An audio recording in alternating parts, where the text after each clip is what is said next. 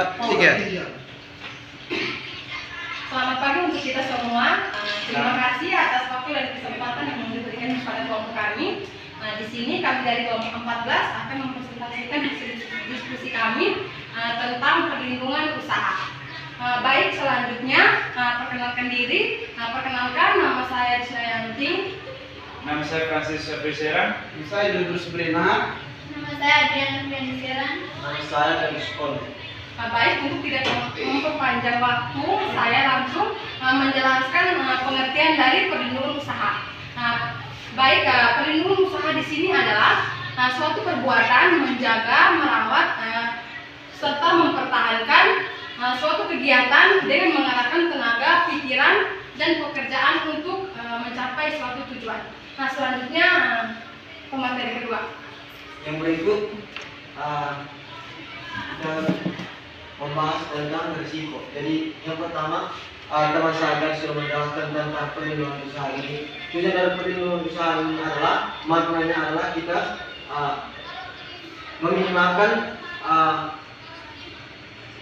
dari arti dari perlindungan di sini, perlindungan usaha. Jadi yang ada dari, maksud dari perlindungan usaha adalah yang berikutnya kita berbicara tentang risiko. Jadi yang ada dalam perlindungan usaha itu adalah risiko. Jadi risiko di sini adalah berupa kejadian, informasi, kerugian atau kebenaran yang bisa terjadi akibat keputusan atau keputusan yang kita ambil dalam kehidupan sehari-hari.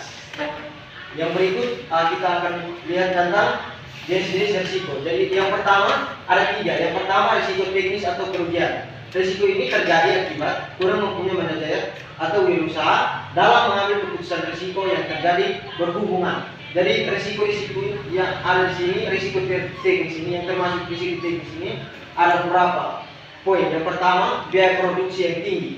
Yang kedua, risiko karena adanya pemogokan karyawan. Yang ketiga, pemakaian sumber daya yang tidak berseimbang. Yang keempat, terjadi kebakaran. Yang kelima, terjadi manipulasi. Yang keenam, terus-menerus mengalami kerugian dan penempatan tenaga kerja yang tepat serta perencanaan dan desain yang salah. Nah, itu adalah jenis-jenis risiko. Yang berikut saya berikan kepada teman saya untuk melanjutkan. Oke, baik, saya akan melanjutkan dari penjelasan dari teman saya. Yang berikutnya adalah risiko atau kerugian pasar. Nah, di sini risiko ini terjadi akibat produk yang dihasilkan kurang laku atau tidak laku di pasar. Nah, risiko pasar yang lain adalah persaingan kegiatan bisnis yang dilakukan oleh suatu perusahaan selalu diamati oleh perusahaan lain atau pesaing. Oleh karena itu, para pebisnis tidak boleh lengah terhadap kegiatan-kegiatan yang sedang berkembang agar tidak berakibat fatal karena tindakan para pesaing. Hal-hal yang merupakan kerugian bagi para pebisnis dalam hal ini antara lain, yang pertama itu adanya perkembangan teknologi. Yang kedua itu adanya hubungan internal sehingga terjadi pencurian, kecelakaan dan kebakaran. Oke, baik, terima kasih. Berikut cara melindungi usaha. Cara melindungi usaha yaitu salah satu cara atau strategi kita dalam menjaga atau melindungi usaha yang kita jalankan agar terhindar dari risiko kerugian atau sebagainya.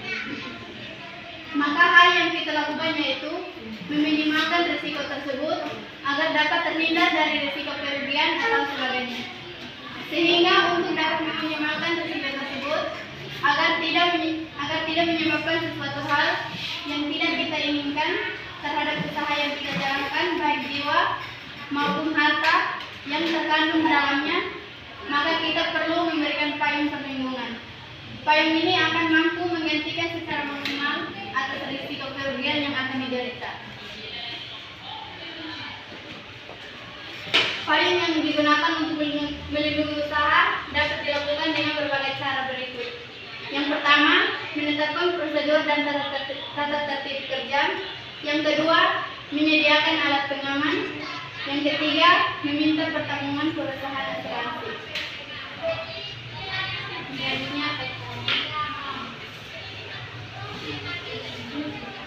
Oke, yang berikut kita masuk pada risiko.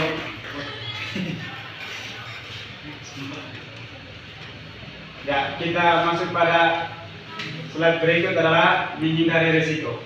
Nah, Nah, yang pertama menghindari risiko teknis. Menghindari risiko teknis itu dia terdapat 3 bagian. Yang pertama itu manajer atau wirausaha menambah pengetahuan tentang keterampilan teknik, kemampuan mengorganisasi serta keterampilan memimpin.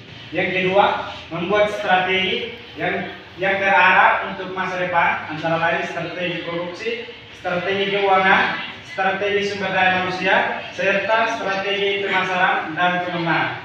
Yang ketiga, mengalihkan kerugian pada perusahaan asuransi. Yang kedua, menghindari risiko kerugian pasar. Terdapat 2 bagian. Yang pertama, mengadakan inovasi baru. Yang kedua, mengadakan penelitian pasar dan memperoleh informasi pasar. Sekian. Oke, baik teman-teman. Di sini dari kelompok kami membuat shisuke, yang artinya pisang susu keju. Alat dan bahannya itu yang pertama alat bokok, pisau, dan taruh keju. Di sini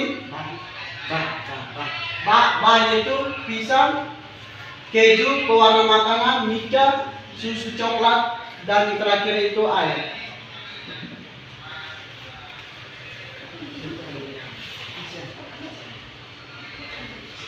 Yang berikut itu modal yang kami gunakan itu 35.000.